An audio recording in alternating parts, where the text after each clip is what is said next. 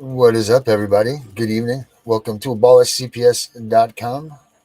Something screwing next to me. I don't know what it's going to be, but let's get rid of it. All right. Good evening, everybody. Welcome to abolishcps.com. This is a late night on the cuff type show tonight with a bunch of special guests and a lot of good information. So let me get at this to no further avail. All the anticipation awaiting.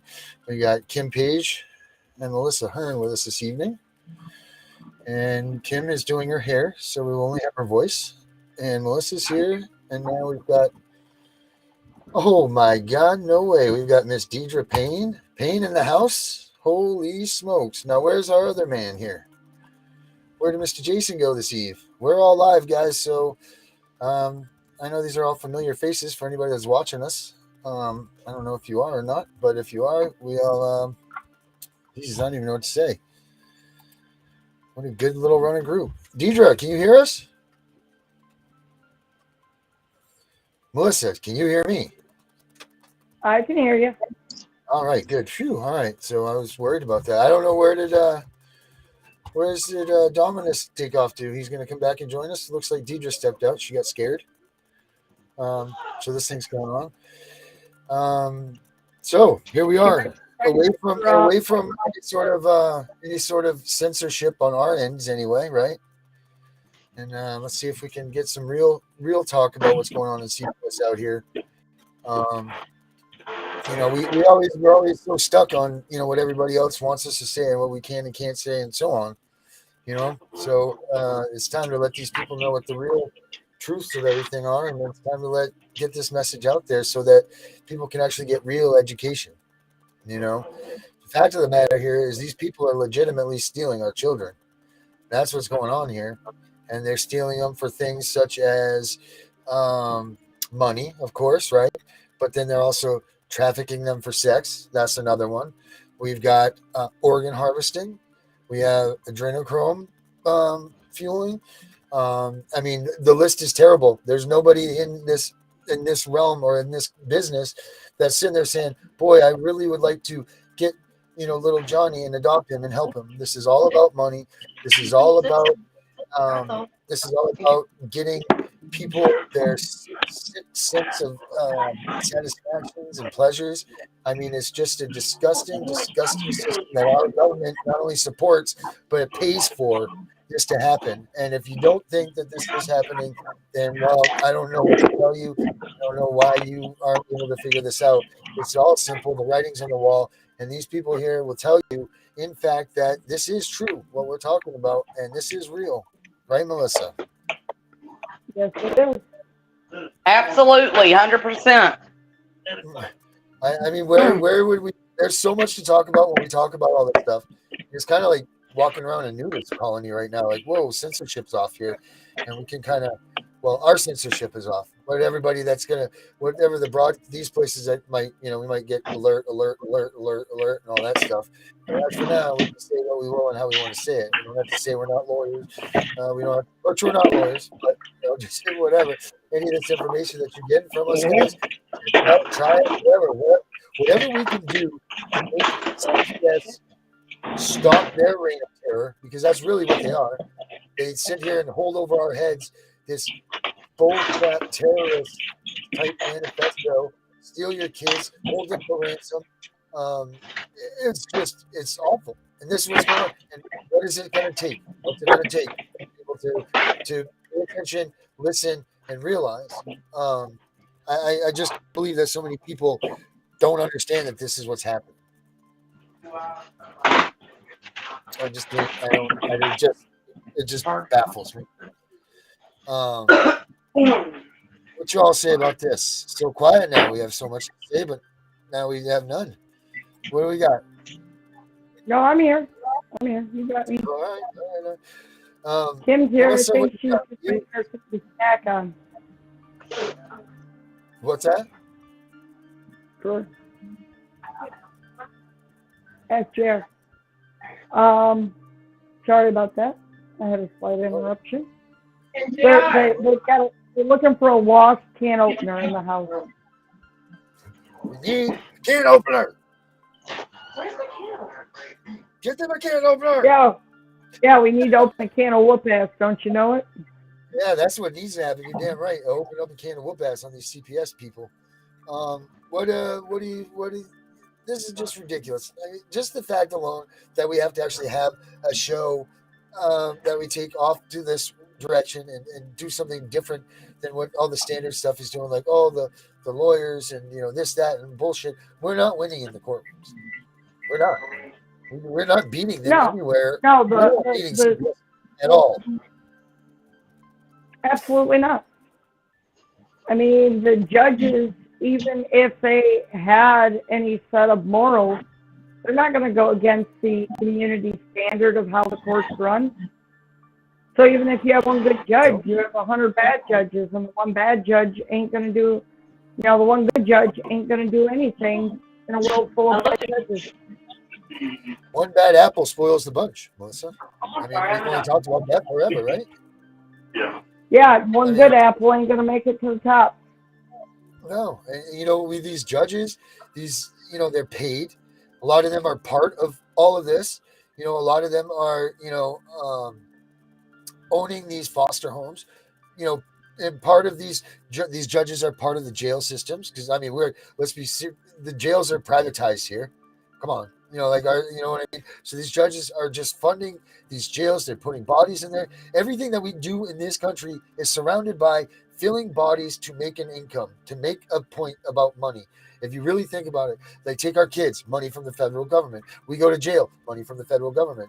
Our parents go into old folks' homes, money from the federal government. That's what it's all about. It's all about replacing the body with money, and it's just, it sucks.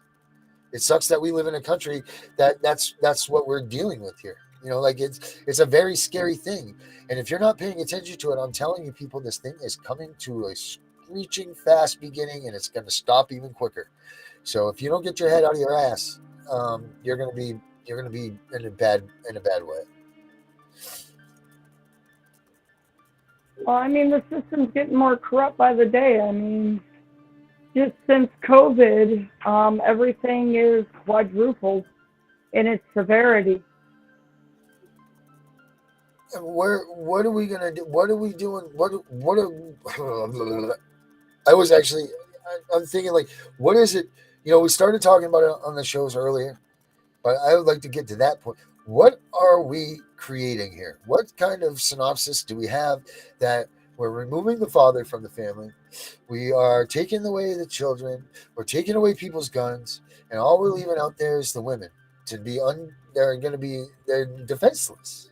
That's really what we're doing, is we're removing the core, the family, away from the woman, everything, and creating a civilization of just women. So is it that the government knows that we need to protect the women and make sure that they move on if the end times are coming? Or is it the fact that the end times are near and we need, you know what I mean? Like, this is just crazy, because what is the goal of what they're trying to do here with the children and removing them from us? Where are they bringing them? What are they doing to them?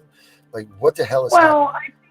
I think some of it is, in order to argue security in the household, they go by the old standard of a family together. A family is secure or together, and if they break up that security, then they meet the grounds for termination. Yeah, but they're deciding this. Like, good people like us are losing our kids for no reason. So what the hell? Why would you decide to a great American family and you're just going to go ahead and flip the switch on them and say, you know what, screw them, they don't get to have their kids?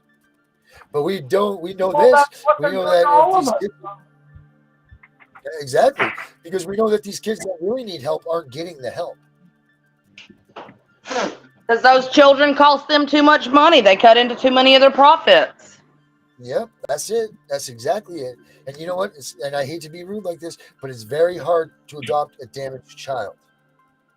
Well, it's not necessarily that it's hard to adopt a damaged child, but who wants a damaged child? I mean, who really does? I tell parents, when I'm talking to parents, I explain to them that it's like when you go to the grocery store and you're looking for a can of green beans. You see 2 cans of green beans on the shelf. You see one that's in pristine condition and one that's beat the hell and back. You're not going to pick up the can that's beat the hell and back. even though on the inside it may be exactly the same thing as the one that's in pristine condition, you're not going to pick it up because it looks wrong. And it's going to be something that you're going to feel like you have to work extra hard to be able to get to the good stuff. And it's just not worth it when it's not your child. Right. This is a big decision that people make, or whoever does. So it's very easy.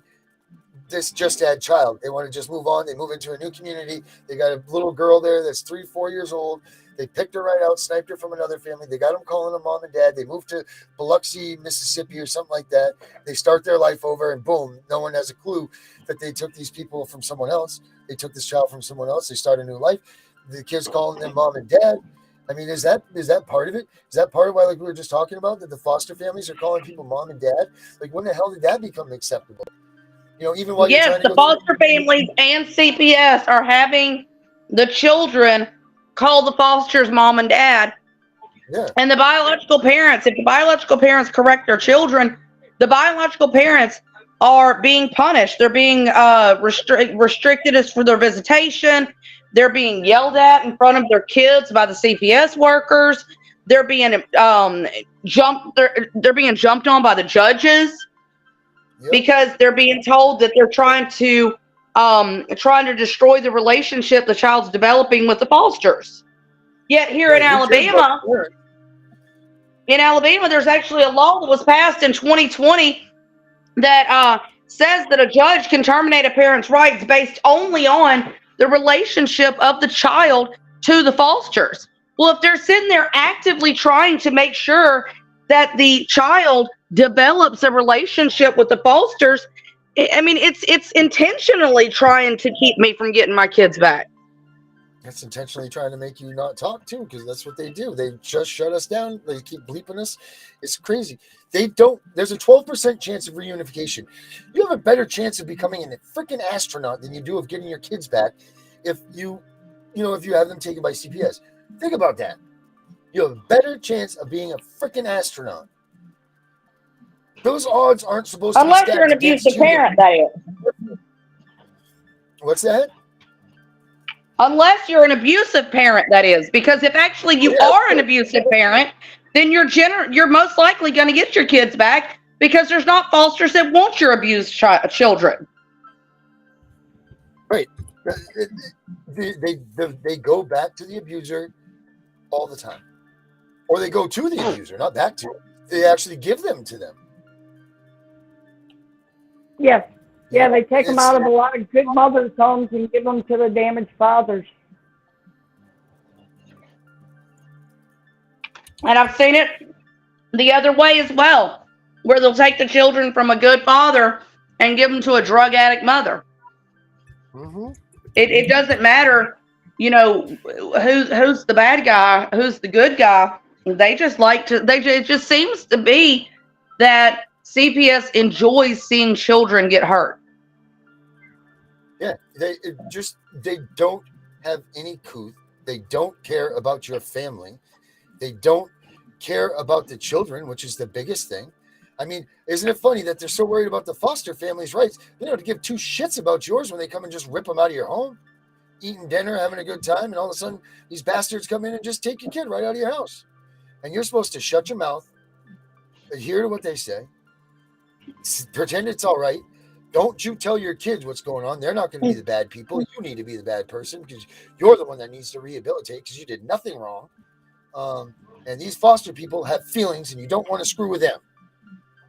And if you do, the thing is if the fosters end up adopting the child, the fosters end up in the same situation that we end up in a lot of the times.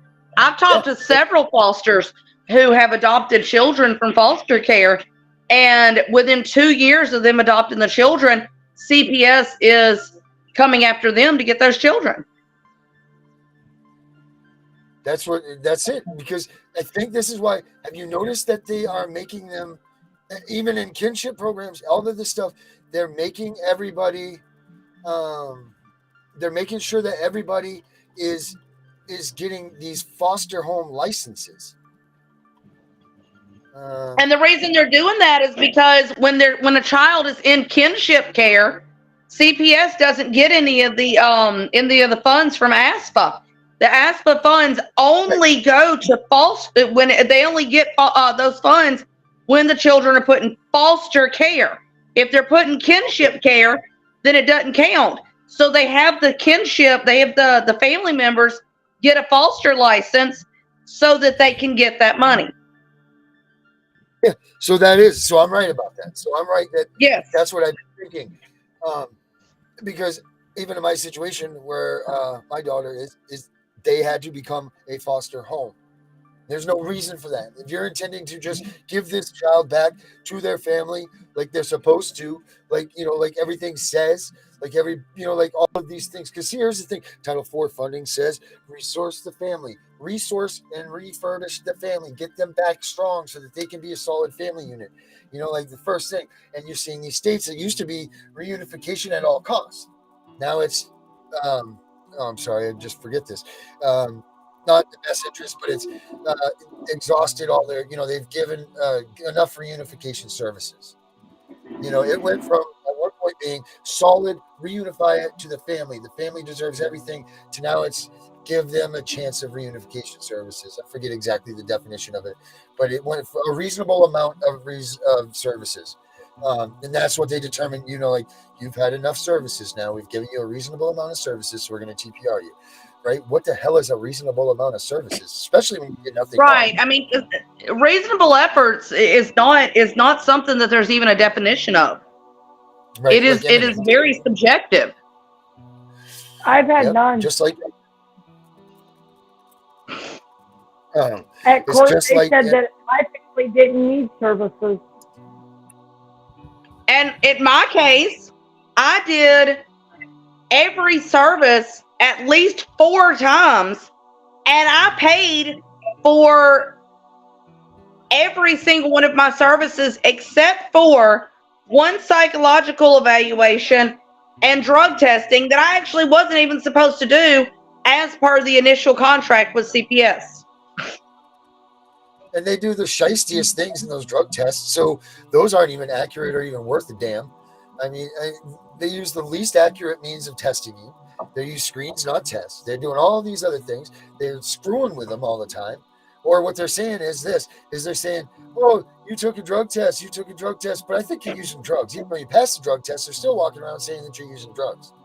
Darren, what they did with me, after they stopped doing drug tests, or they actually put me on color code so that I had to drug test as if I was a criminal. Right. And what they ended up doing is after they stopped doing color code on me, I started doing my own drug testing. I started having it done every 85 days. And when I came in and I presented to them that I had been doing the drug testing because they had, made some accusations somewhere in there one time, I decided to go ahead and maintain this. They come back with, well, why are you drug testing if you're not a drug addict? Obviously, if you're drug testing, then you're doing it so that you can maintain sobriety. Yeah, and that's the other thing. People think that. All right, I'm going to take a time out here because Deidre's. Oh, she can't hear, so it wouldn't matter. Sorry, so I'll continue to type with her. But the thing is that they're taking, number one, what they do to people that are on drugs or that have accepted. Listen, first and foremost, if you are doing drugs, don't you ever damn tell them people that. Because if you think that you're proud of your recovery, which most people are, they're going to take that, they're going to twist it, they're going to use it against you, they're going to belittle you, they're going to make you feel like a tiny person, you're going to be a worthless person, and you're going to question everything that you've ever done in your life, and that's what their job is. So there's that, right? So that's a fact. The second thing they do is they remove your support system. The second you tell them that you're in services or whatever, they break your family apart. They pit your family against each other. They take your kid from you. They make your wife think that you're a domestic abuser. They do all of these things to make sure that you are not successful at your recovery. Which the thing is this: recovery isn't measured in an 18-month span or 15 out of 22. Recovery for an addict is their entire damn life. That's a fact. Now, I'm very thankful for the fact that the ADA has covered up now, and they come up and said, look, we cover these opiate recovery people. So, and I'm up in arms a little bit too. Is ADA helping CPS families or are they hurting them? like which way are they flipping the script by admitting to this to the ADA people like this, or are they helping? Do you have any thoughts on those? I think it honestly, I don't think the ADA is trying to help, nor are they trying to hurt. I think they're kind of more of a neutral situation. Because I haven't seen any kind of evidence that shows the ADA is directly connected to CPS. Right. Well, what I'm saying, they're saying that they will cover this stuff, and you know what? Mostly the stuff that I've seen, honestly, is off of TikTok, and then I go and I reference it myself. I haven't seen any straight out blasphemy. Like, oh, hey, we're gonna help. Everything I've seen is like these little snippets on TikTok that, make sure they come out. They're like, hey, if you do this, this, and this, they'll help you. The ADA with the opiate users, I found that one myself because I'm on pain pills my entire life. It's either that or I can lay in a bed crippled and die. So those are my choices, and that's just, the condition that I have is that. So, what pisses me off is they sit there and they do all this shit to parents, and they drive parents to drugs and drinking and suicide. And I actually just attended the funeral today of one of my best friends, and he actually, the way I met him was because of his CPS case. Yep. Last Wednesday, he took his life because of Al Crow of the Talladega County, Alabama Sheriff's Department. He has been tormenting this man for 3.5 years, saying that he murdered his wife when all the evidence points to she committed suicide. And in this torment, this man brought CPS in. Chris Buchanan. He was jailed for 6 months, accused of custodial interference. CPS said that they had his children and he took his children from them. They never had his children. They put him in jail for 6 months. This man has not seen his children. The last time he saw his children was November 14th of 2022. He killed himself last Wednesday because of this. We had his funeral today, and his children were not allowed to attend. What? They were not allowed to attend. They have now lost both of their parents, and they were not allowed to attend their father's funeral. Wow. Hey, that's giving me goosebumps. That's pissing me off right there. No, that doesn't. They don't care. They don't care that these children need closure. They don't care that the psychological ramifications of having two parents kill themselves is going to end up with one of these 5 children inevitably committing suicide themselves. They don't give a shit as long as these kids make them money. Yep. They're funding our government. That's what this is. Think about it. If you want to see what's going on in these states, open the checkbook, see how much money the states are taking in, and then go look at your statistics for how many kids are being taken from their homes, placed into foster care. Go ahead and check out the increased amount, because these numbers aren't getting smaller. They're getting way bigger. Maine has gone from 17 to 24%. Now, if they're spending all this money on reunification and services and all this other stuff, why are the numbers growing? They should be going the other way, right? We should have more reunification, more children back in their homes, but we have more people complaining and having a hard time with reunification services. 12% chance is not enough for a chance to reunify with your child. That should be 100% or 98%, or something like that. It shouldn't be almost the opposite of the spectrum on the bottom. It shouldn't. It shouldn't. And that's the way I see it. CPS is so bad that in Alabama, I think it was 2 weeks ago, there was an article written that even the workers were making complaints about the director of CPS in Alabama, about how she's allowing for the agency to not work the way that it's supposed to, the way the law says it's supposed to, and all of these workers are having hell from parents because of it. It's just, do they even listen? I mean, honestly, us three have been, I mean, it's just us three here. We've been in this system long enough. Do they even give a shit? Like this fight that we're on, that we're trying to fight and try to make noise for the rescue of our kids, let's just for say, because I know that our voices are getting heard.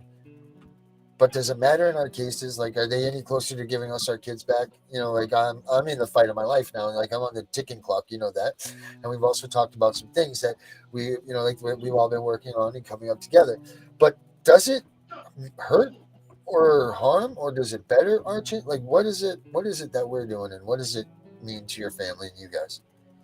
Well, Darren, I actually had a total of 13 judges on my case because of my big mouth, because of my raising hell. I had 12 judges recuse or disqualify. I got a CPS worker fired, or excuse me, a CPS attorney fired. Nice. And this is not one of the county attorneys. This was one of the ones from the state. Uh-huh. One of the state attorneys was fired because of my case. I've gotten a judge removed from the bench.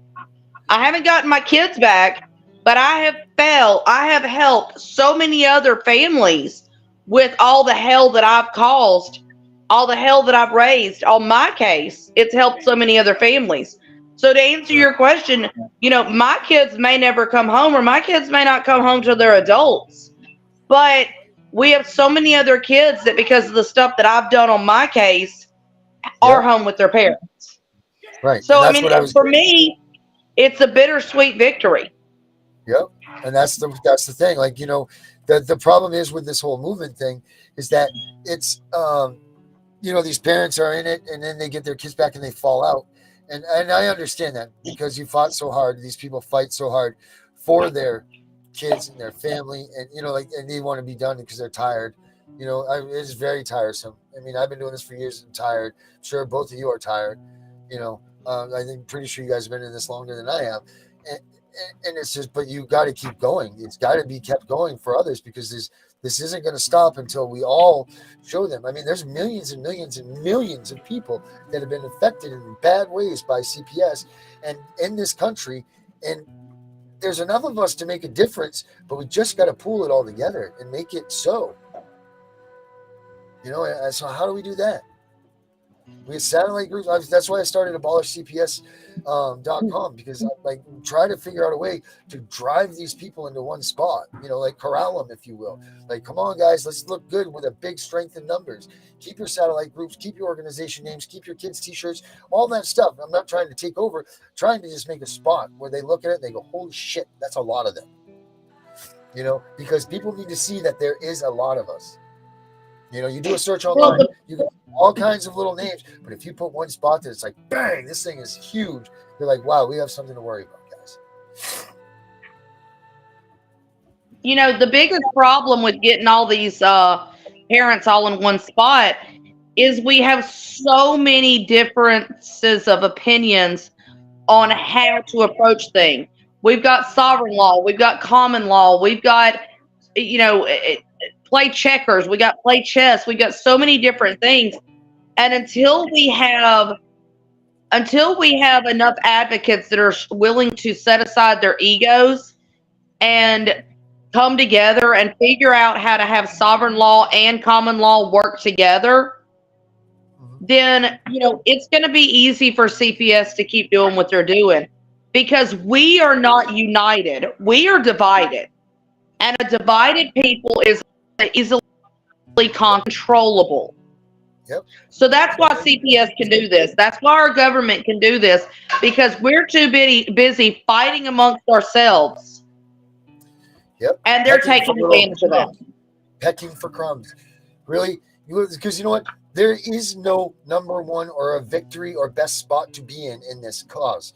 In this, there's not one. Like, you shouldn't be trying to be like, I don't want to be the number one outspoken person, or I want to be the one that does it. This is not about you, meaning you. I'm not saying that like that, but it's not about you and your up in, like what your inside needs are. This is about these kids, getting them home. I don't give a shit if I came up, like I have all these graphics that I do. I don't care who uses them. Use them, please. Use all of the graphics that you see of mine. As long as you're not selling stuff and with my numbers on them, then I don't care. Use them for pictures, everything you need. I don't care, because it just helps with getting the things out there. You know what I mean? Like that's it. Like use the stuff. We should all just be a team like this. Don't worry. Put your egos at the door. Get these goddamn kids home. Exactly. I've said it a million times. I don't give a shit. I don't give a shit if my name is ever, ever, ever remembered. It doesn't matter to me at all. All I care about is doing what is my responsibility to do, and that's to try to help my fellow man in a situation where they can't help themselves. Period. The end. Whether my name is remembered or my name is drugged through the mud, I don't care. I'm doing what I need to do. I'm doing what I was put in this fight for. Period. The end. And if everybody would just sit here and say the only reason I'm here to help fight, and stop looking for accolades, then maybe we'd get somewhere. Yep. We said it on the show the other day, the show I'm on with Dr. Fowler. I said, listen, like we're talking about, like, what is it going to take, blah, blah, blah, blah, blah. And she's like, well, what we're going to need is we need a senator, we need this. And everybody says that. But you know what? Fuck it. Maybe we are them. We are it. We are one. Stop waiting, because we are here. It is us. So let's move forward with this thing. Let's become the image and become what we need to be to bring the people. Build it, they will come. So let's build this thing. Exactly. I mean, I've run for office once before. And we need to start getting up there. We're talking about we need senators, we need congressmen, we need politicians.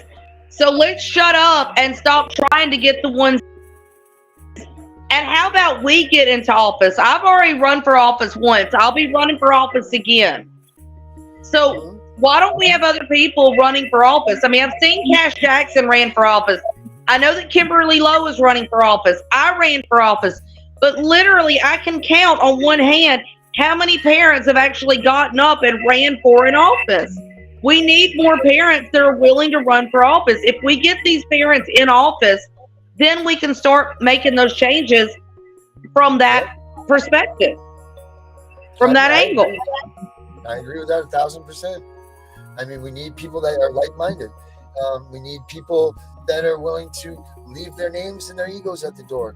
We need people who haven't lost their kids yet to understand that this is real and that they can be next, and we need them to help us, because only them and they will be able to speak for the ones that are saying this will never happen to me.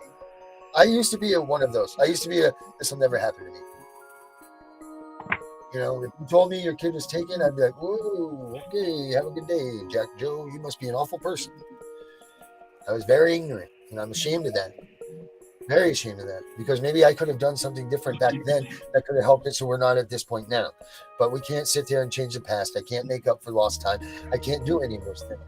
All I can do is work hard and fast now to try to get things better so that I can get my daughter home and your daughter home and everybody's kids home, at a rate that, because we're not any younger, the earth's not getting any safer, and God knows what the hell tomorrow will bring. So this needs to come at a quick pace. This is what I say. In my bill that I've written a bill that outlines the whole thing. And I say this: scuttle the ship. All of it. Gone. No more funding. Anything that even says CPS in its sentencing, it's out of here. The people that work for there, no longer do they get to work there anymore.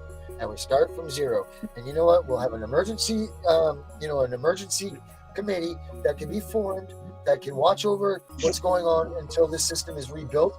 But I don't even want to plan to rebuild it, because that's where corruption again will insert itself. Let's let this thing build on its own the way that we need it to build and distribute itself. We can't come in and be like, oh, well, we got to do this, this, and this, and everybody. It's going to be the same way. Scuttle it, come up with a team, and then when this thing collapses, we are there to make sure that kids are protected. And as we need to expand, we expand it, and that's it. That's all we got to do. It's very simple. It's very, very simple.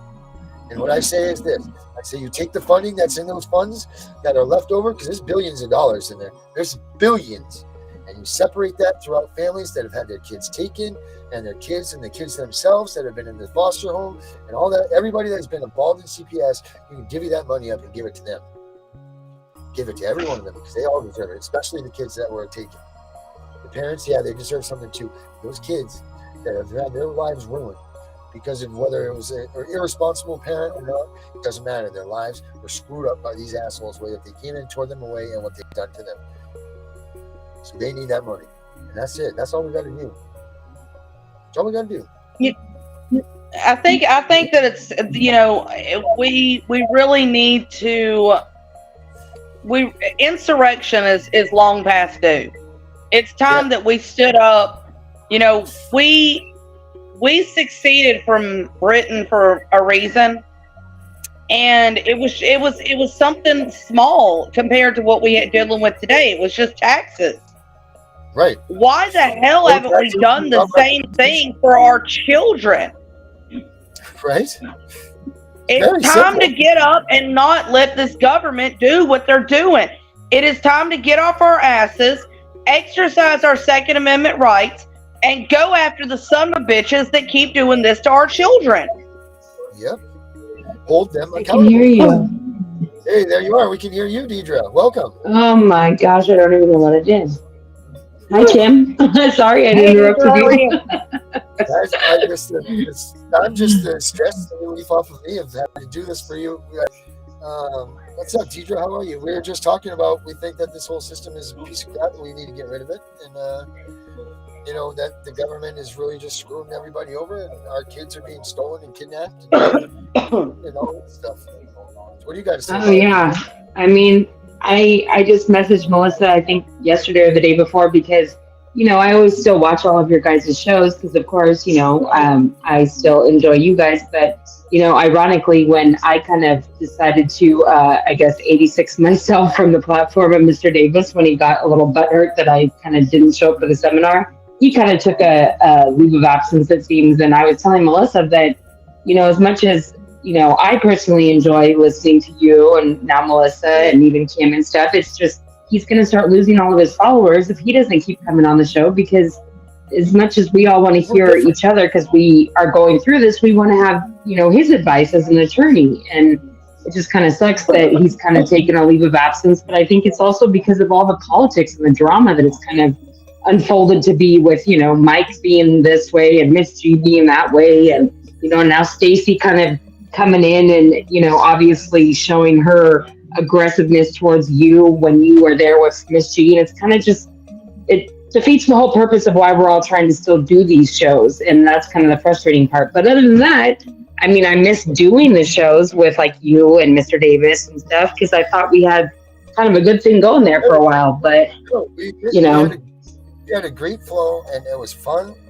But and I think he enjoyed himself, I never saw him laugh so much. Like he was kind of like showing a different side of him, which I think a lot of people were enjoying.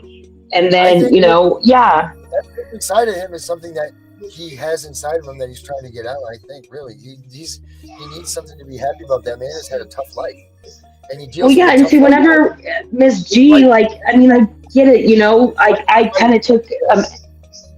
I took an MIA a couple times, but at the same time, he should be looking at it from the point of what I am going through as a mom and have lost my kids, and the fact that, when I hit the bed and I just don't have that strength or energy to pull myself out for a few days. Yeah, okay. I do kind of screw up in a lot of things in that kind of part of my life. And then I finally realized that, hey, you know what? My kids are still out there in this world, and I got to just, pick myself up and keep going. But then at the same time, in this kind of instance, I felt like he was forced in a way to kind of call Miss G last minute for that seminar that Saturday morning. And maybe he was mad at me for having to bring her back into this world, because then I could just see from that point forward, it was just so obvious. Every time she'd come on the show, it was like, not only was she trying to prove a point to be like, I got my spot back kind of in a way, but also she would just constantly argue with him. And it's just like, man, like, is he the attorney or are you the attorney? Like, it just was not like a good flow. And then next thing you know, he just started disappearing, and then you were having to do the show like by yourself, and it was like, I don't know, but whatever. I kind of asked. I mean, I kind of asked to come back, but Miss G kind of made her stance be known, I think, to Mr. Davis, and Grace kind of told me that in a nutshell, and the fact that she just does not like me for some reason. Because and it's like this. Whatever. We were just talking about this. It's not for anybody to be the star, and that's what I'm saying. Right. And she always talks about these certain individuals, though, that supposedly have it out for her and that use Mr. Davis's platform to make money and to publicize themselves. And I thought she was always kind of referring to me, maybe in a way. And I'm thinking, how the hell does she think that I'm making money off of doing my little show? Or how the hell does she think that I'm trying to come on and like attack her with all these different like screen names, or like, I don't know, she just thinks too much into it, and she's too worried about people that she thinks are coming after her, when in all honest reality, I think that's what she's doing to everybody else. And what she calls like these flying monkeys and all this kind of bullshit. And I'm thinking, all we're trying to do is come on and fight for our kids because we've lost our kids, and in a way let other parents that maybe haven't gotten as far as we did in our case and got CPRs maybe get the information that we got too late, but maybe get it sooner so that they don't get their kids taken. Like, that's all I ever wanted to do on this platform. And for some reason, I just feel like she always looked at me as like a threat in a way. And kind of like sometimes I'd have to take a step back and be like, okay, I'm kind of flattered then if she feels that I'm a threat to her. But in all honesty, I don't fucking care about you. What was being threatened? What's that? What's being threatened? No, like it was kind of obvious in the fact that whenever I would come on the show with you, it was because she was kind of on a timeout. You get it? That's where she was kind of feeling threatened. Like Mr. Davis would use me to get back at her in a way, and I didn't like that. But that's just what Mr. Davis does in a joking kind of like, I'm gonna fuck with you because she gets all her feathers ruffled, and he kind of likes it. But there's no winners in this situation. Not even. No, that's what I mean. Right. But Miss G will never look at it like that. So there should never be a reason to be threatened, because there's exactly though. But you should see the way that she attacks me. She literally attacked me that day.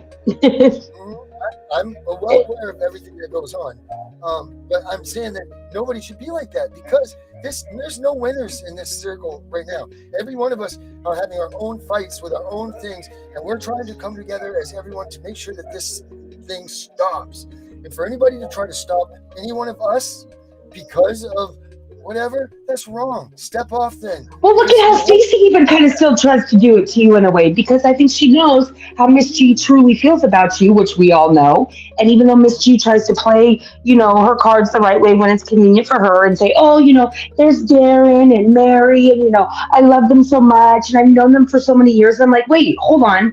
Darren hasn't even fucking been going through this for that many years. So don't sit there and act like you know him and his wife for like all these years and how they're so sweet and this and that. And the next thing you know, the next day you're talking to Stacey about how probably you can't stand Darren and, he fell asleep on the show or whatever shit she probably talks about you. Because Stacey, she can't hide it, obviously. And she likes to like get you all ruffled whenever she can too. And it drives me crazy because I still watch the shows and I so badly just want to be like, you two need to slow your roll and quit acting like you just are doing everything right. Look at how much you tried to take in Melissa, even though I know Melissa's smarter than that, but still, it's just stupid and pointless. And I think everybody else is picking up on it. And it's sad because Mr. Davis is not seeing that his platforms is not doing what it should be doing in a way, for that matter. And it's sad. Look at all the viewers.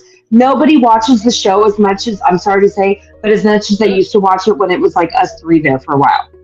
No, absolutely not. I think it never really hits 100 anymore. The views, maybe like 70, if that. That was nice, and we had a good flow, and Davis was loose and relaxed. He was having a good time with, and not that it's something to have a good time with, but you know what I think? I think that was like somebody's, look at Mandy when she came on that time. That's where everything came to a head.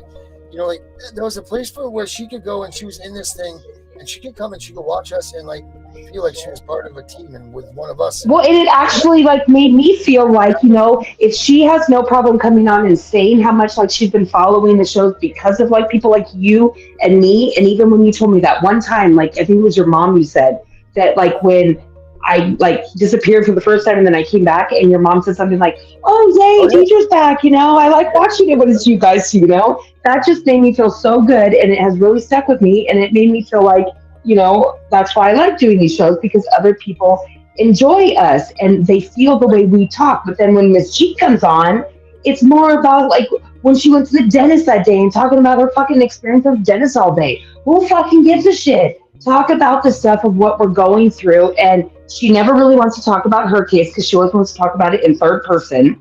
Like, we all know her case and her story. Like, get over it. Just either speak about it like we do or don't speak about it. Like, it's just, I don't know. She just kills the whole vibe of what I feel like Mr. Davis is trying to do and what we're trying to do. Oh, right. And so it's like this. It's like the seminars. Listen, do you remember the show when we came up and he asked us to do this, and then I came up with a thing? And he says, "Darren, I love what you said about the seminar thing, and we're gonna yeah. And ever since and then I dropped the ball that weekend. I was supposed to host it with you, and I kind of fucked up. But whatever. I mean, it is what it is. But nonetheless, right? It is what it is. But it was like people were clawing at the bit to come back in and fight against me. Like, I don't, fine, you want to do this, go do it. Whatever, to make you feel more important, go do it. Because that's not what's important to me. What was important to me was building something that people could come to and hear these lawyers give different points, give different ideas, give different everything, so that they can all get educated, so we can beat these cocksuckers. That's what that was all about. Well, yeah, and that's the main reason why when Melissa came around and I saw how knowledgeable and valuable Melissa is, and the fact that she was willing to kind of co-host my show with me, so that when I did, decide to go a little bit MIA, that she was going to, still run the show with me. And then all of a sudden, when I did that thing with the seminar, I wanted to come on the show again with Melissa, and that's when Grace had to sadly tell me, like literally, I kept trying to join the show with Melissa because she sent me the invite, and Grace had to keep kicking me off of the show. And then finally she had to say, Mr. Davis said you are not allowed on any and all platforms going forward. And I was like, okay. And then that's when she told me in enough words that he's a little bitter because you didn't show up to the seminar and you didn't really let him know. And then I explained myself through Grace, but you know what? It is what it is too. And if Mr. Davis wants to hold a grudge against me for that, then whatever, But I've noticed he hasn't even been on the show anymore. He hasn't, I don't know what his thing is, and hopefully he's out. I know he's busy in the cases. Hey. Which is fine, but don't keep dragging people along, making them think that they're going to come on and talk to him and get his advice, and then have to last minute say, "Oh, emergency." Either he's going to plan on being on there or he's not. Yeah, but I think people are starting to understand now the guests that we do have that are coming in. They know that Mr. Davis hasn't been around. So it's been like I had a guest the other day that was like, "Hey, are you okay with me interviewing you?" And this on there. I think it was the twins, right? Is that the ones you're talking about? Twins too. Well, so okay, couple says. So it's good. I mean, it just sucks because Mr. Davis is the man, and he's not. Well, because that's where people can actually get their, legal questions answered from him personally, which is cool. But I don't know. But yeah, no, to answer your question, I mean, I'm still, I guess, breathing and kicking, but I don't know if Melissa filled you in a little bit on my personal life. Is this live, where everyone can hear, or it's just us four? Yeah, we're right out. We were airing it out there, lady. Oh, shit. Maybe I shouldn't have said everything I said then. You know what? It's like this. Look at this. It's like this. Who cares? This is about the kids. Now I'm really thinking about what I said. I'm like, wait a minute, I thought it was just us four. You said nothing that wasn't obvious and been stated before. Well, I guess maybe I would have thought a little bit more before I spoke. I thought it was just us four. There's nobody watching us. So I know. I don't think I've ever heard of this restream. I don't know. I'm like, why can't you guys just use Zoom and be simple? I'm not technically savvy. Yeah, technology savvy. Yeah, this is the real stuff. This is a plug for recently now. Look at this. This is professional stuff. Oh wow, yeah. Leave it to you. I'm still waiting on my headset you were supposed to send me and tell me about some green background or whatever I was supposed to use. Check this. Yeah, watch this. As a matter of fact. Oh shit. Today for you. Where is it? I got a kitty now. Oh, you got a cat? I know. I heard about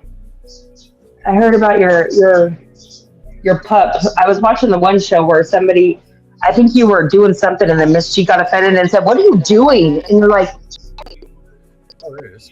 Yeah. Some, "You're like my dog's bed or something." And then I started crying over. I'm echoing. Screen reader that I ordered for you. Still in the bag. Still was waiting for you. So it's true. See, here it is in the bag and ready to be shipped for you. And it's you never went back. So Yeah, well, we're I'll live have to. we're I'll live have, with I'm, Tim and Melissa. am I echoing? I feel like I'm echoing. I don't know where that's coming from. I hear it coming from you. You did something when you went to look for that green thing, and then it started echoing. You have too many plugs everywhere, Darren. So the kitty stepped on something. That's what happened. See, there's a little Oh, kitty. blame it on the cat. Blame it on the brand new kitten. Oh, stop. She did. She stepped on something. But no, I just wanted to come on and say hi to you guys because I actually really enjoyed Melissa and Kim. I've also always enjoyed having you on. You were on one of my shows, actually. But I should be getting myself ready to go to work because I should have already been at work at 11, and it's already 11:20. So I'm going to continue listening, but I'm going to like take myself off the speaker and stuff. But I wanted to come on and say hi because I miss you guys and know that I'm always watching your shows. And yeah, maybe you can get me to come back on one of your guys' shows again as a host. I'm a co-host with you if I'm allowed. Yep, absolutely. You know that's fact, and that will come. Okay. All right, Melissa and Kim. I'm going to let you guys go, but I'll keep listening to you guys. All right. Bye-bye. Okay. Bye, guys. Have a good night. Bye, Melissa. See ya. All right. That was Deidre. Everybody, we love Deidre. Oh, Kitty's eating some bread. Kitty's eating bread. Is that good for them? Just so we want She just went. Hey, can you hear me? Yeah, I can hear you. I got you. Okay. Yep, you're here. Yeah, because Me and you. for some reason it kept muting. Yeah, imagine that. Look, listen. Kitty is eating bread over there in the corner. Oh, Kitty's eating bread. Yeah. It's all edible. Yeah, hey, man, at least finally we're getting an animal to eat. Because the last time we saw one of mine, it wasn't Well, eating. you know, when Deidre was talking about Miss G and her attack and trying to divide and conquer, I mean, that's absolutely factual because Miss G had actually essentially told me that if I didn't write an email to Vincent, you, Darren, she was going to go out of her way to back to the show. Oh, really? That's very interesting. You know, it's funny because I feel kind of like, and Mary brought this to my attention the other day. I feel like Mr. Davis is waiting for an email from me. And I think that I'm going to write him that email. And, you know, we've all talked about this before. This is not about anything other than helping. You know, I've never asked Mr. Davis for a damn thing. I've paid Mr. Davis for some services. I've never said to him on the shows. I've never asked him out of the shows. I've never said anything whatsoever bad about the man, about him. I've never talked down about Miss G in public ever. I've never done any of those things. Now, they can say, Miss G can say she's got recordings of me and everything. Now, have I griped about Miss G? Sure, I'm no different than any other person. But I would tell her to her face if I heard it, but we can't hear these things. So, you know, to attack someone like myself, or, and clearly now this is very clear that this is an attack on me, you know, especially for her to do that to a person that is doing nothing but trying to help a cause, children, you know, all of these things, that's sick. It's very sick. You know, like, yeah, no, I pretty much told her that, you know, I'm not going to speak out against you. Whether she don't like any of your little flaws, we all got flaws. I mean, heck, Liz is pretty freaking annoying. She don't know about kids. You know, that's my sleeping pills right there, right? Right. So,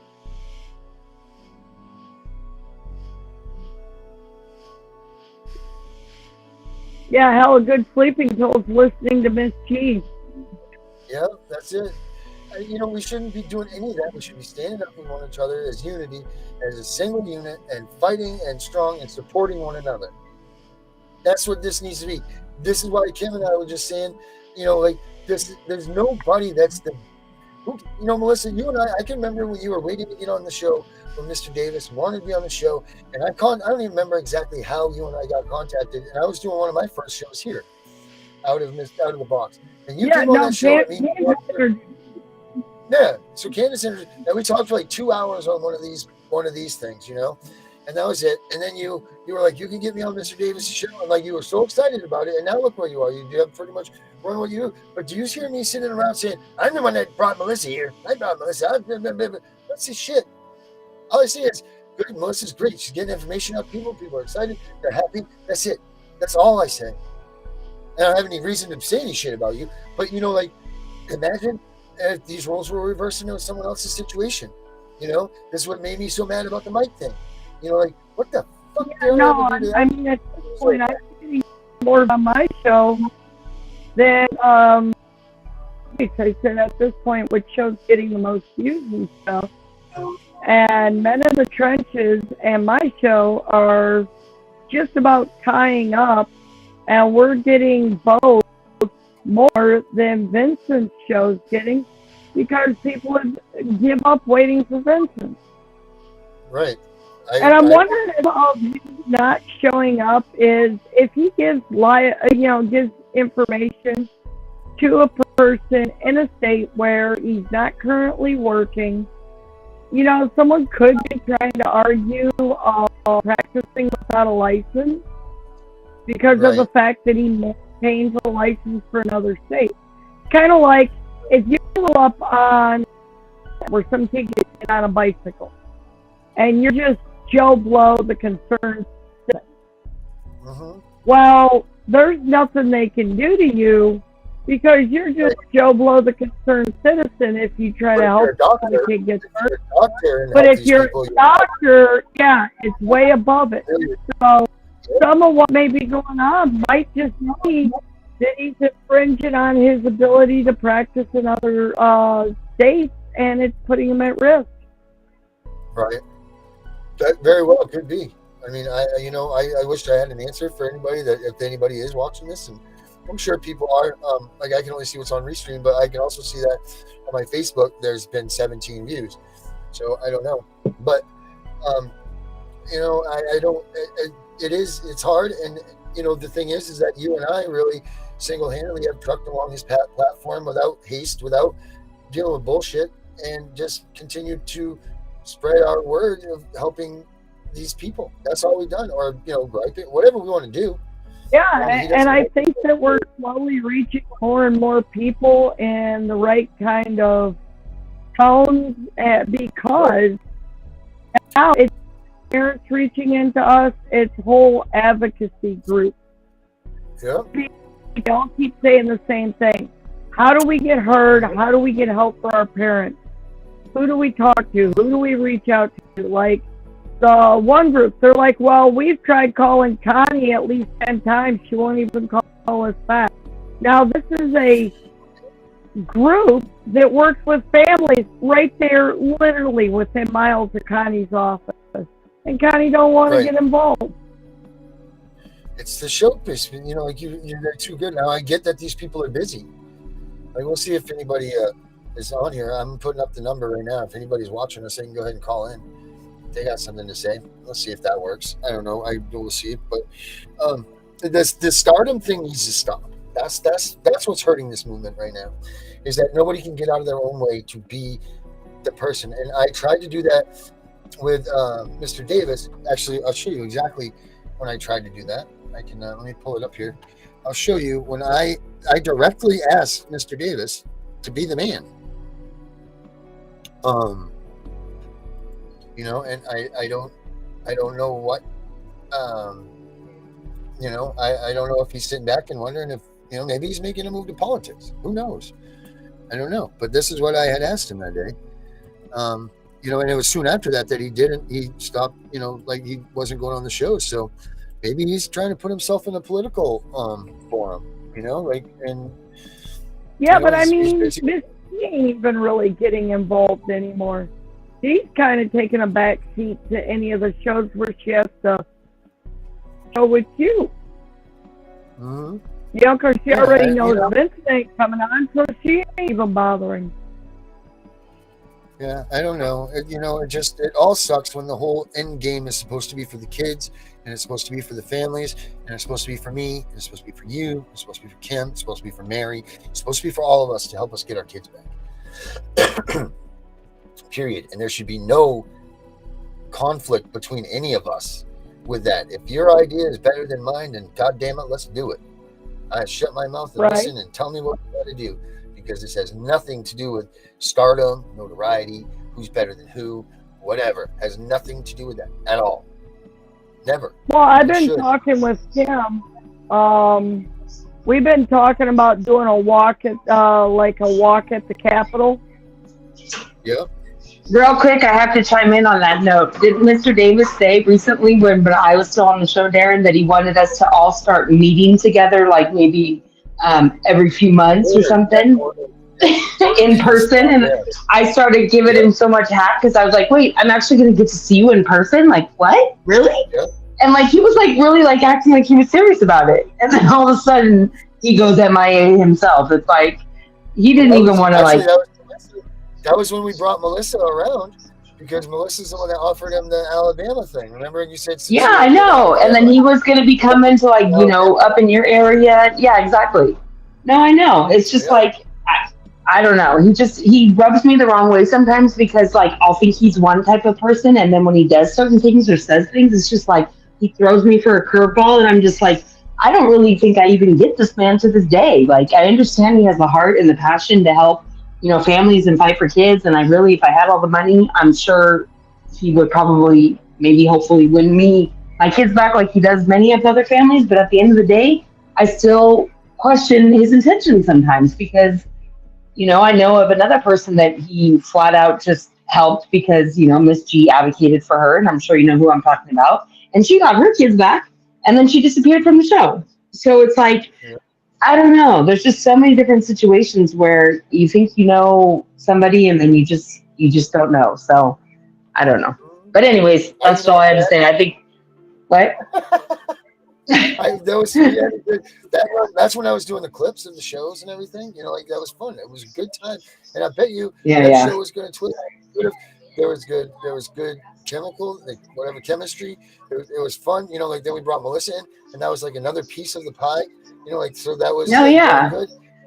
And that was, and then the machine started getting it be too big, too many people coming in, too many people looking for other things. They're all, like, it grew big real fast, and then these people shuttered it. And once they introduced conflict to it, then it lost its intentions, and it lost its wholeness. And that was it, because the reason it was good flow and everything, because there was no conflict. There was no bickering. There was no, this or that.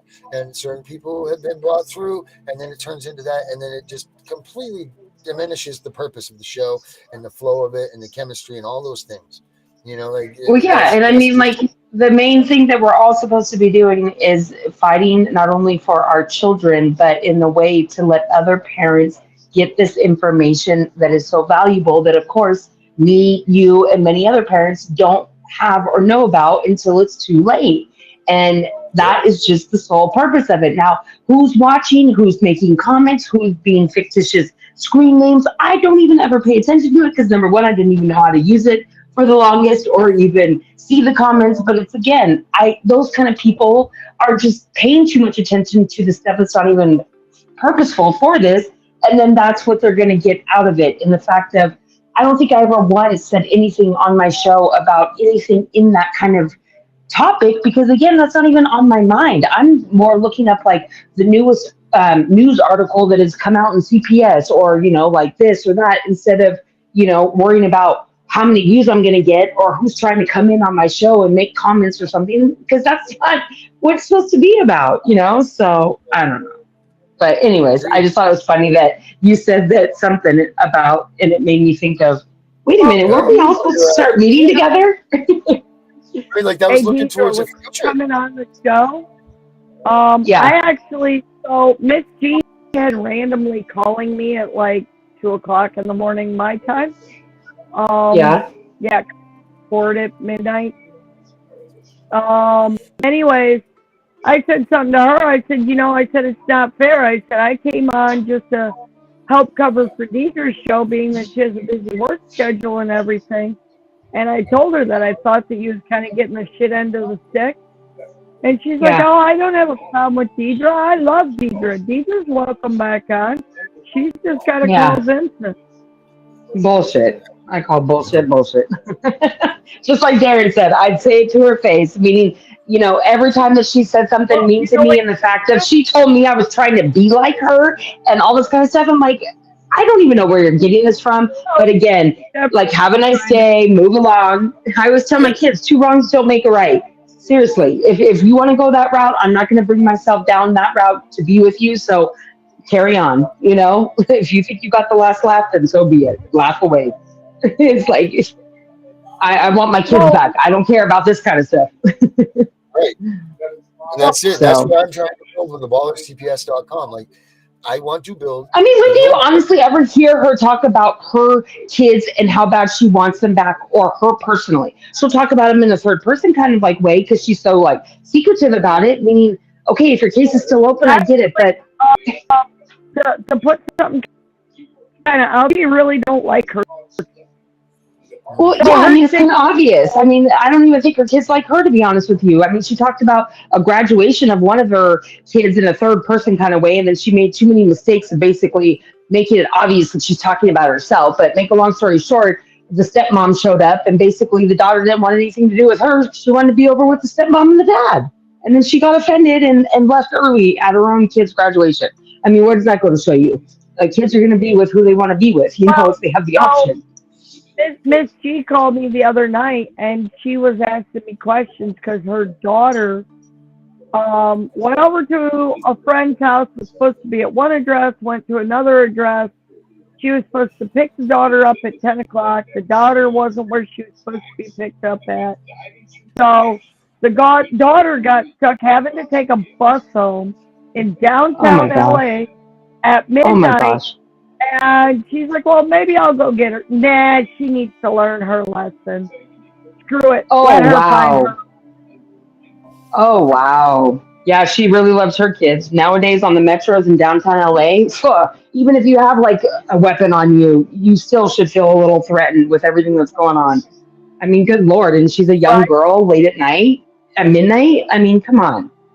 Hell, Who's I'm the from real the parent? Detroit area, and the monorail they have in Detroit, I won't hop on it at 4 o'clock in the afternoon, let alone midnight. Well, that's what I mean. Even in the broad daylight nowadays, what things are happening, like just anywhere. But in all honesty, it's like you're gonna let your daughter at midnight in downtown LA, and then you want to come on these shows and then talk about what other people are doing with their kids and like knock them for things. I mean, that's what I mean. It's just my biggest pet peeve in life is fake people. Meaning, if you're gonna be a bitch one day and then be my friend the next, I don't want to come to you on the third date and wonder if I'm gonna get bitch or friend. If you're gonna be a bitch all the time, so I know what I'm gonna get. And I just it's those kind of people that just irk me because they don't even think they know what they want to be anymore. And it's just. And then to think that she still wants to come on a platform like this and preach like she's got all the almighty and, when she really gets on her religious kick. But again, this is public and I don't want to act like I'm speaking about somebody else. So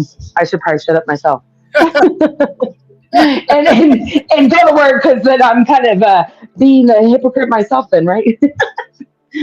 But No, no, I because mean, that's just, this is like, this is like, Bringing a little hey, what shit. is that TMK? What is that? What is it? The TMZ? This is TMZ. like the Yeah, I love that TMZ. show with Chris, or what's the guy's name? Yeah, yeah. We're just airing Whatever out his name is. TMZ. Yeah, Yeah, exactly. we're just letting everybody know the inside scoop on things. That's all. What everyone Like else we're is just, probably really feeling or thinking. Like that's why I liked when Mandy kept coming on because she was like one of those real ones that you could tell that always watches the shows that she would really tell you what everyone else is probably thinking when you say stuff. that's true. That's very very true. And like she made that whole thing very real. That like it was more than just an information thing. It was an actual something for her.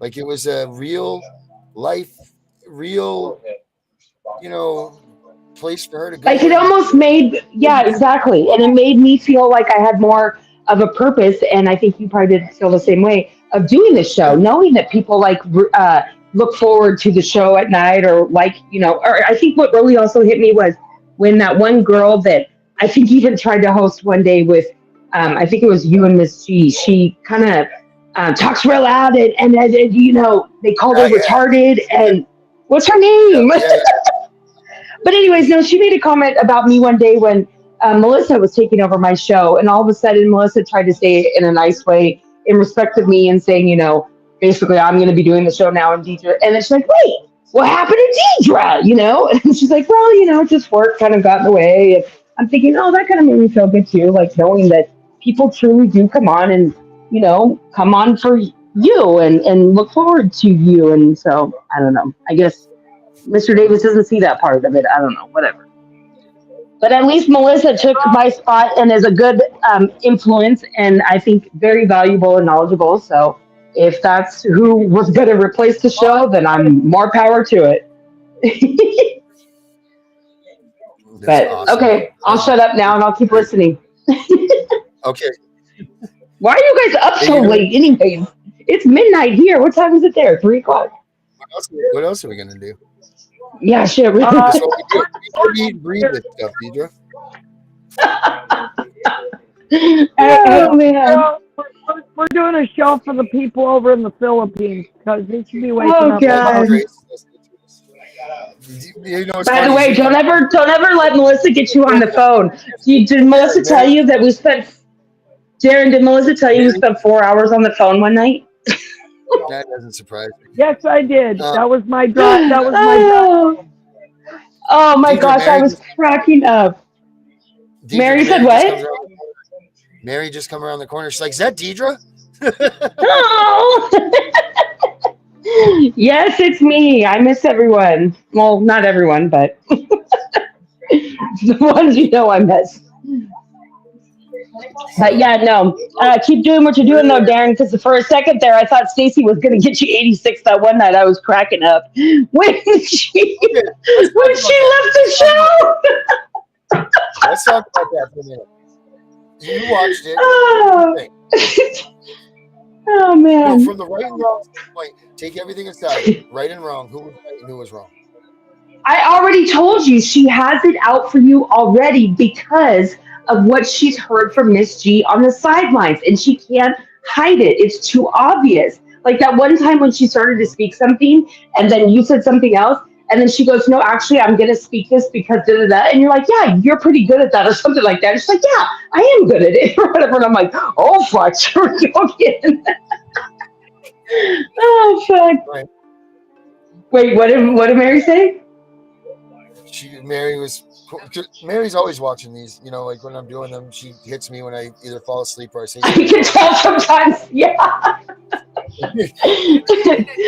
Or like that one time that you actually decided to think you were standing up for yourself and saying something about Mary. No, You're like, yeah, like those wives that think that they want to just tell you how to do your show and do this. I'm thinking, oh, Darren, you overstepped your boundary, and then the next day you're like, yeah, I know, I that's a big time. Yeah. Oh. I was like, "Ooh, Darren's getting ballsy tonight. He's gonna regret that." And then, sure enough, the next day when I asked you about it, you're like, "Oh yeah, I know. I already know. I missed it." I'm not stupid. I know my buddy. Oh shoot! But that was funny. But see, that's what the people like. They like the real side of people. Meaning, like, we're not gonna sugarcoat something and say all this holy rolling kind of bullshit. I mean, I understand. I believe, there's somebody up there, and as far as faith goes, but I'm not going to start doing the whole, like, I don't know.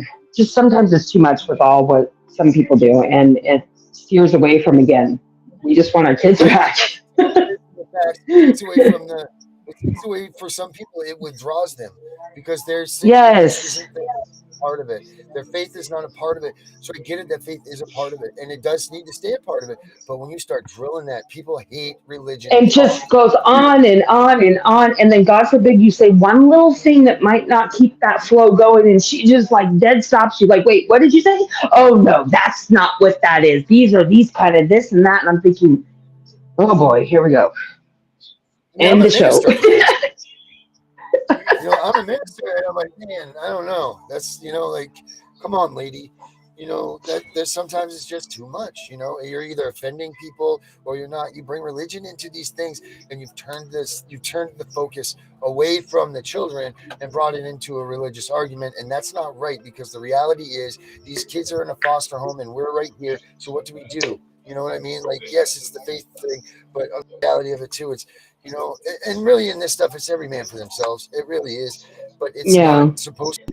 Shouldn't be, because if we can come together solidly as a group and fight as a group without this bullshit, then we will be so well, in the way that you successful. pose the question, so going back to Stacey, in a way, the way that you would pose a question, like the other night when you said something about that husband, where you're like, well, wait a minute though, has this husband actually been proven like basically guilty? And like the mom said, like, no, like it just all kind of is just accusations, and alleged, child abuse from in the past. And you're like, okay, well, that's all I'm trying to say. Like, what if this guy is truly innocent? And Stacey just would not have it for anything. And again, it's because she's speaking from a personal level because of what her ex did to her kids. But again, you can't be like so one-sided when you're doing such a platform,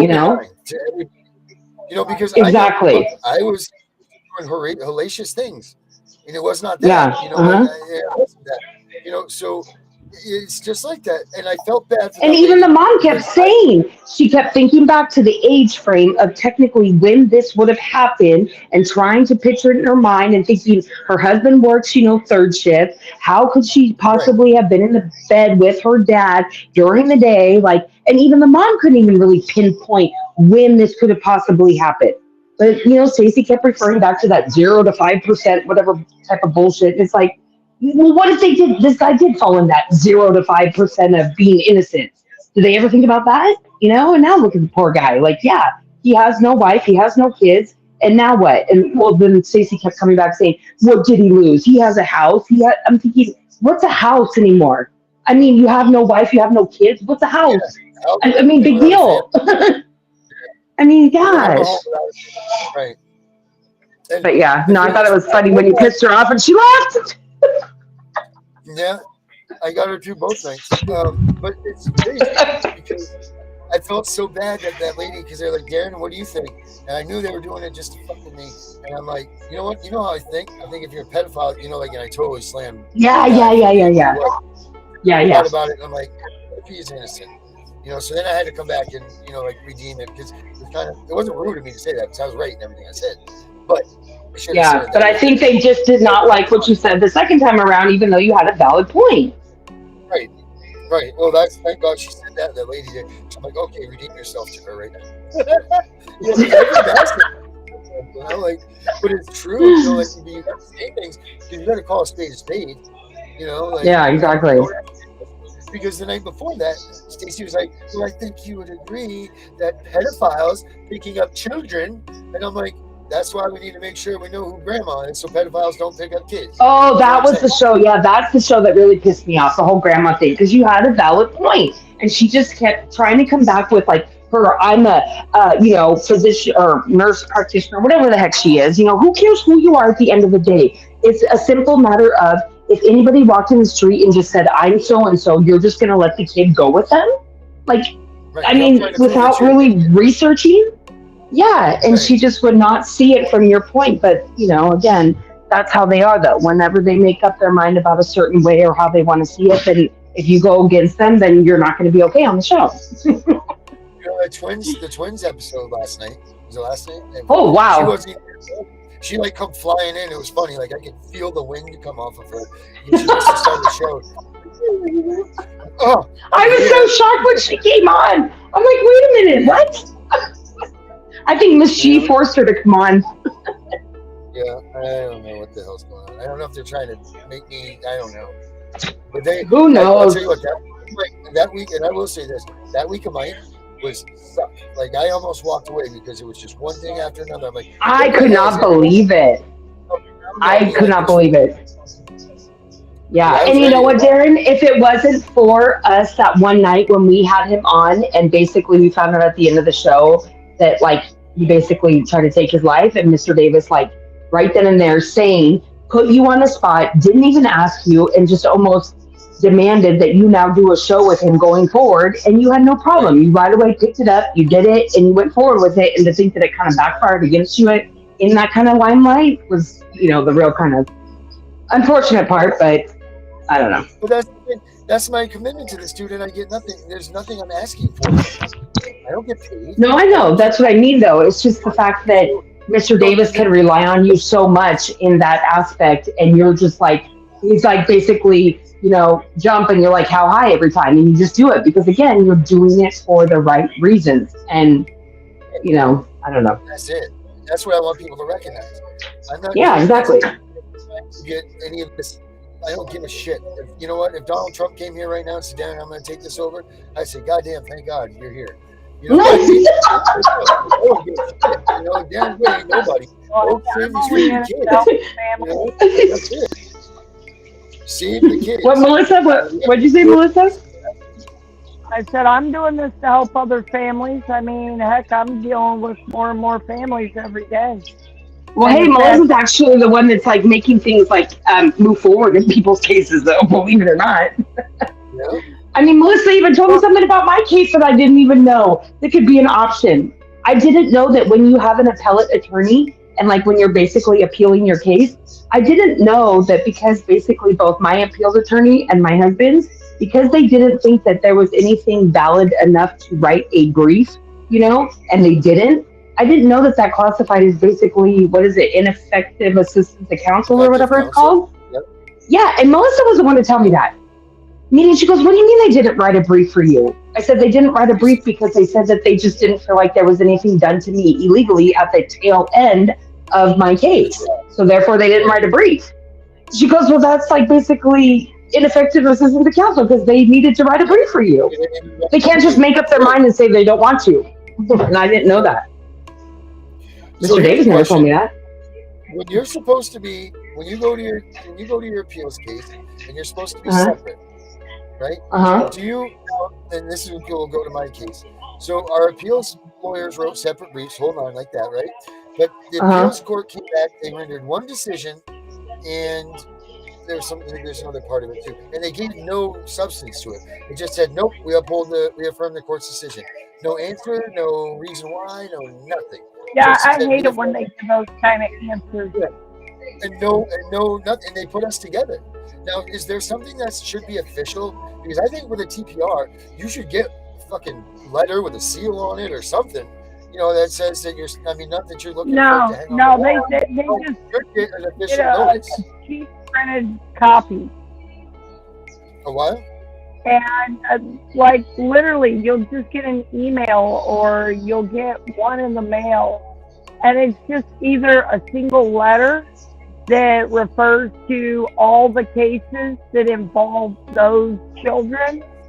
So it would be you and your wife. Even though they rule on the cases separate, they only have to issue one answer unless there's multiple answers.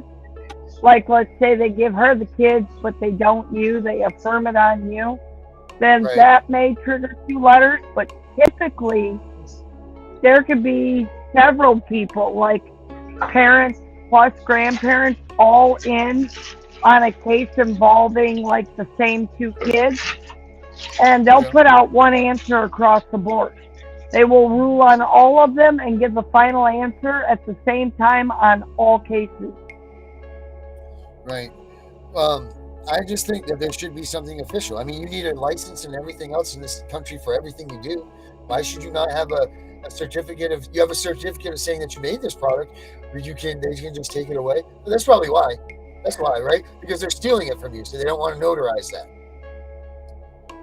I mean, come on. How is there no official document saying that they took your kid? It's all a judge's decision. That's it.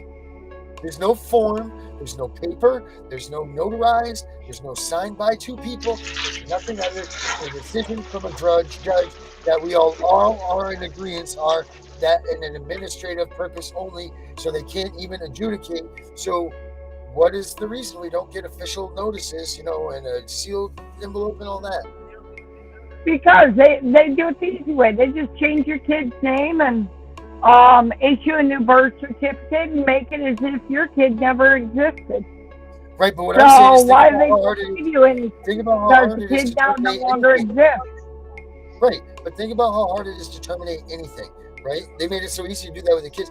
But like, even if you cancel your electric bill, they're like, oh geez, we gotta notify this and send you this and blah blah blah blah blah. But you get your kid eliminated from your life, they give you nothing to prove it. Nothing but a judge's decision. So how can you say that this is legal, because it's not? Who's signing this thing off as being legal? Who says that this is legal, what they did? There's no one there that a signature blocks and backs everything. It's just a judge's decision. Yep. Right? Well, speaking of what you just said too, Melissa, how would I be able to find out if and when my youngest has been officially adopted, and if they have changed his name yet, as far as his birth certificate? Is there any way to ever find that out? Typically, you because those proceedings are sealed, unless the foster placement has agreed to an open adoption. Only then would you know. Well, I mean, they did tell me that they were definitely going to change his last name when the adoption is finalized, but they don't think I know what their last name is, which is, again, so stupid. But, I mean, they made that mistake on the very tail end of the TPR when they decided to hire a lawyer on their own, meaning why the heck would you need a lawyer to keep my kid from coming back home to me that you supposedly wanted to advocate for this whole time, and now all of a sudden, you're caught in the sidelines saying that we need to do whatever we need to do to keep our son. And I'm like, oh, all the true colors are really coming out now. But yeah, no, their attorney was stupid enough to put their last name on their paperwork for the first time, and they got so upset because I don't think they knew that I saw that. But whatever, it is what it is. Right. I was just trying to see if there was a way where you hire an investigative type of person to be able to. There's paper trails everywhere now, and nothing's clean. There's no clean footprint. But yeah. I mean, the biggest thing, Deidre, is keep fighting them. Keep finding ways. Well, yeah, I mean, Melissa also gave me another option for that too, which I never had even known was a option. Meaning, she said that because the paternal grandmother, meaning my husband's mom, she has always wanted not one but all three of my kids since this started back, in August of 2020. And they always pushed her to the side, told her she had to become a foster parent, do all this kind of stuff. Make a long story short, at the TPR hearing, we subpoenaed her to come in as a witness and be put on the stand, which we did. And basically then that's when they still use the argument that now because too much time had gone by and my youngest had supposedly established his bond with these foster parents, that it would be too detrimental to break this bond, to have him come back to, to a blood relative type of thing. But make a long story short, right when our case then closed, now all of a sudden, paternal grandmother, because she's foster licensed and everything, not only does she have 1, 2, but now she has 3 foster kids in her home that she's taking care of, meaning why not? She's already now approved, but how much more is that like a slap in your face that you weren't good enough to have your own blood grandchild, but you're good enough now to be a foster parent to strangers? Meaning I told Melissa about that, and she's like, well, wait a minute. You can still have her go into the courts, and what'd you say, Melissa? File a motion to something... His mom can go in and she can apply to adopt the youngest one.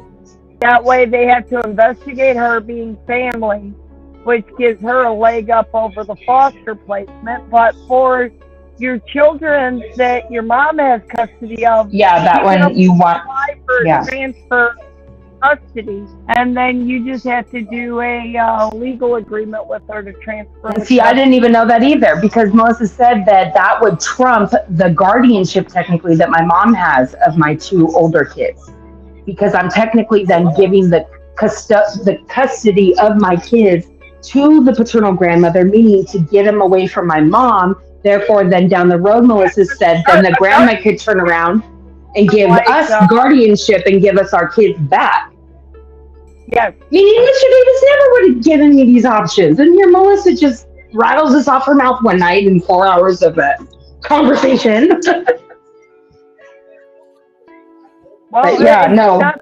So the thing is, transferring and having and moving the custody of children ain't hard, and the courts are lying to so many people in an effort to stop them from knowing that they have rights, not allowing the grandparents to get up, giving excuses everywhere, just in efforts to stop families. Well, because then the funding would stop too, right? If they keep them with my mom as guardianship, the funding keeps going. Right. And if I give the custody to the grandma, then it's kind of like the grandma's not going to get the funding then because I'm just giving her custody of my kids, right?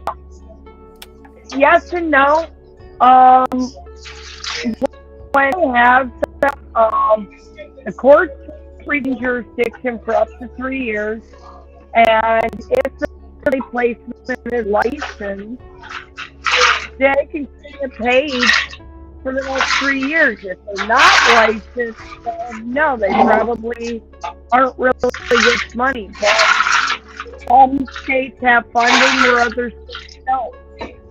Do you know, I don't know if I told both of you guys, but the amount of money that my mom has been getting every month for my 2 older kids, she gets about $2,300 a month. She's had it now for a little over 3 years. Do you know that she's made over $80,000 in the last 3 years that she's had my kids? Wow.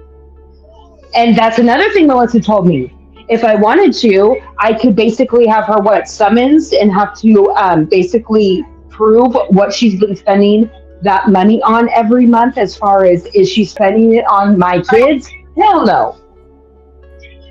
Yeah, but then you have to explain. Well, no, she's getting Title IV funding. Oh, right. And I told her, she's eligible to have her audited. Audited, that's what she said. Yeah. Yes, that money on the children. Because I still buy my kids everything. I buy them their shoes still. I get them their haircuts. I buy them clothes. I pay for my older son's Kumon, which is $300 a month. It's like a Japanese style way of math and reading and stuff. The only thing that she really spends money on, because she absolutely has to, which is another form of what I call like torture and abuse, but she has them in this kids club from freaking the earliest that she could drop them off to the latest at night, which is 6 o'clock at night. So that all she does every day is pick them up at 6 o'clock, feed them dinner, tell them to go take the shower, tell them to basically feed them their dinner, and then goes to bed. But other than that, she spends no money on them whatsoever. But does she have 2 houses that she's been paying on for the last 3 years in Vegas and here? She sure does. I mean, I wonder where that 80,000 went, and is going. It's just ridiculous, but then she wants to tell me that when she found out that I was still claiming my kids on my taxes because I felt like I still had every right to because of all the money that I still spend on them, and yet granted she gets paid every month to have them in her care. She told me this a couple months ago or 6 months ago when she found out that I claimed them.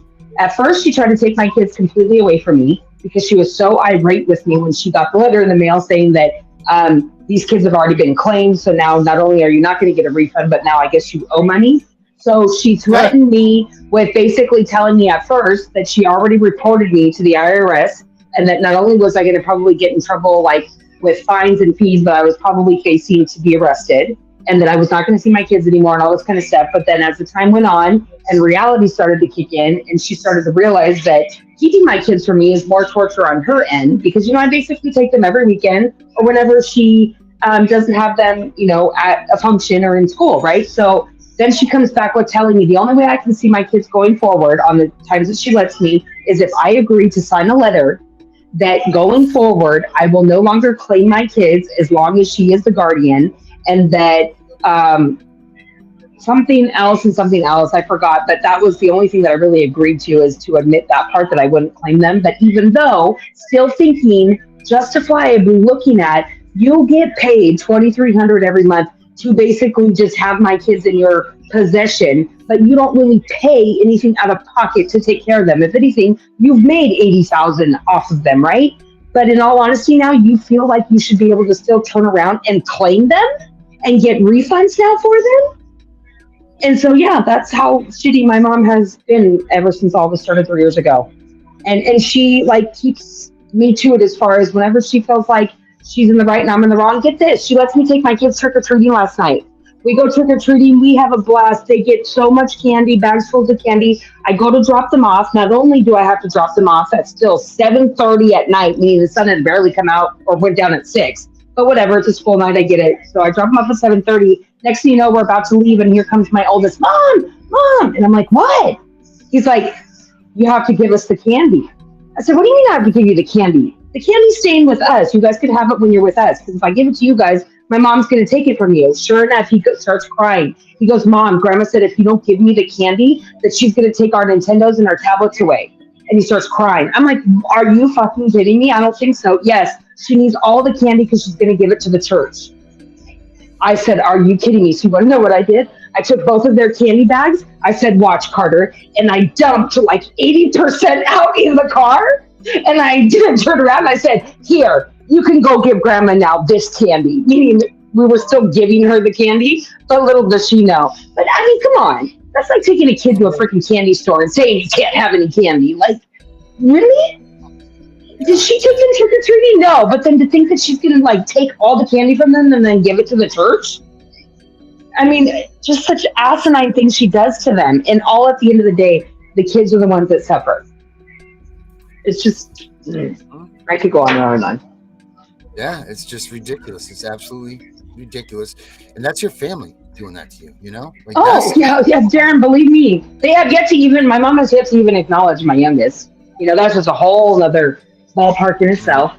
And I don't really think I'll ever see him again either. You know, his birthday passed, and I really thought that was going to be something that they would have definitely still let us see him. And no, the last time we saw him was in June.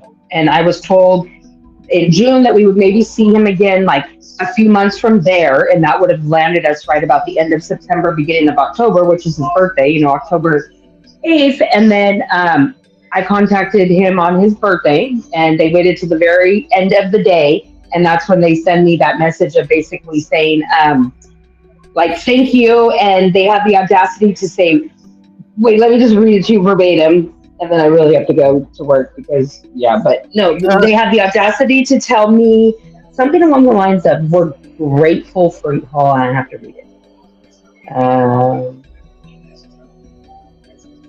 Where is it? Oh, yeah, it is so long ago. I forget. Here it is. Okay. So I said, just want to say happy birthday to Caden and that we miss him and love him. No, first I said on October 1st, because his birthday was on the 8th. I said, I know you don't want me asking, but I was wondering if we will get to see Caden at all next weekend for his birthday. No reply. Then on his birthday, on the 8th, I said, I waited till 4:30 in the afternoon, hoping and praying that they would still maybe let us see him. And so then I said, just want to say happy birthday to Caden and that we miss him and love him so much. They finally send me. Oh, look at that. They cut her out. Cut what out? Her.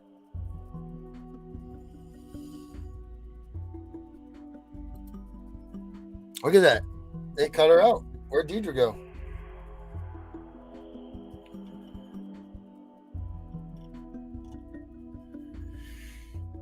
Wow, that's a hell of a show that we just had, huh? What do you think we do with this one? Hear you? Can you hear me? Oh, maybe because I clicked on the message. Maybe that's why. Okay, well, anyways, basically he said, I said, happy birthday. I just wanted to say happy birthday to Caden. We miss him and we love him so much. And something else. And then they finally sent me a couple pictures of him. And they said, basically, thank you for the message. Here's a few pictures. And we just wanted to say that we are so grateful for you today. You're so grateful for me? For what? The fact that I could give you my beautiful child at 1 month old and you just think that you're just going to live happily ever after with my child? That's what you're grateful for? Wow, just wait till the day that he gets old enough and God forbid, I just don't know how they can continue to live their life thinking that what is finally going to happen the day that he looks himself in the mirror and says, I, number one, don't look like you two. And I want to know the truth. I mean, I don't know how they're going to really like live out his life if they are going to continue to tell him about us, like they say that they will, which I doubt. But I mean, it's going to come out sooner or later. And then what are they really going to do? He's not going to be no dummy and not research it, I'm thinking. And so when the truth comes to the light, I just don't see how they still think that they're going to win at the end of the day. And honestly, only person that's really going to suffer is my child.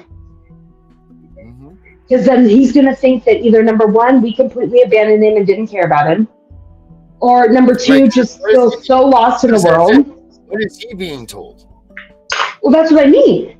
That's why don't even fool yourself from day one. From day one, I have every text message, every form of communication, any little thing you can imagine, pictures, videos, whatever, of these people that he is going to be grown up as thinking his mother and father. Meaning, if you would ask me on this day what happened, I can tell you exactly what happened as far as, the reaction that was said when I found out that they have now been raising him to think that they're mom and dad, when yet here I'm always referring to myself as mama and wondering why when I say, here, mama will do or mama will help, he kind of was starting to look around like, is he really trying to think that when I say mama, he's looking for this BITCH?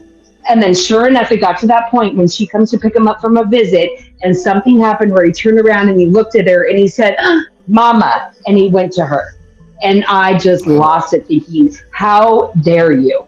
And then when the truth came out, when it was all said and done and we got our first so-called visit after our goodbye visit, meaning it was them trying to be nice enough to still think we were going to get to see him, they had to set the foreground right as we were on our way to the park for our 30 minutes they were going to give us, and told us, just so you know and that you're aware, you are to refer to us as mama and dada or whatever, and you're referred to as bio mom.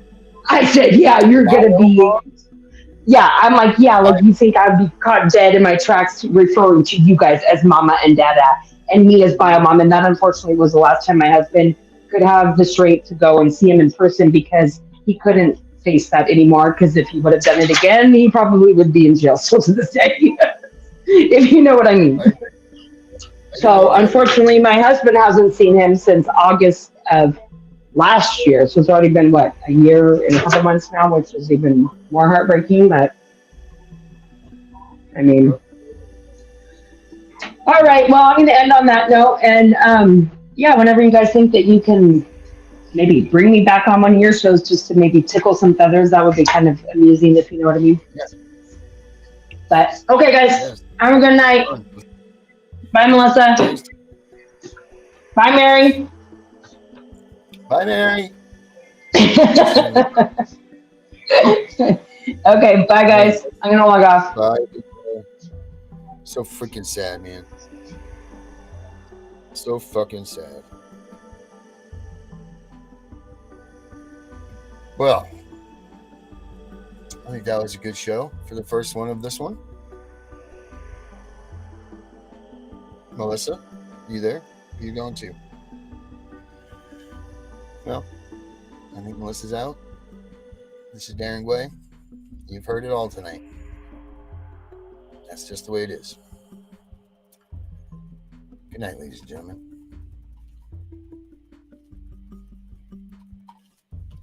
Go ahead and kick CPS's ass or something. We'll catch you on the next one. BallerCPS.com.